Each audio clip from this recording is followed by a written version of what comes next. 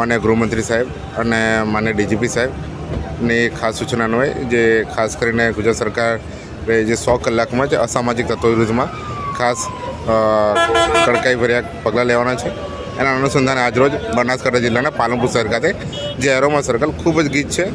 ત્યાં અમે અત્યારે વાહન ચેકિંગ કરી રહ્યા છીએ અને ખાસ કરીને જે ઓવર સ્પીડથી વ્હીકલો ચલાવતા હોય કે કાળા કાચ હોય કે જે મોટર વ્હીકલ એક્ટના રેગ્યુલેશનનો ભંગ કરતા હોય અને ઘણા ઇસમો કે જે મારક હથિયારો કે બીજા હથિયારો વ્હીકલમાં લઈને ફરતા હોય તો એ તમામનું વ્હીકલ ચેકિંગ હાલમાં ચાલી રહ્યું છે. આ ખાસ કે હાલમાં આપ જાણી રહ્યા છો કે જે ઈદ છે, રામનવમી છે, હોળી છે, જે તહેવારોના અનુસંધાને આ ખાસ વ્હીકલ ચેકિંગ પોલીસ દ્વારા હાથ ધરવામાં આવ્યું છે અને બનાસકાંઠા જિલ્લા પોલીસ બનાસકાંઠાના તમામ રહેવાસીઓ માટે એમની સુરક્ષા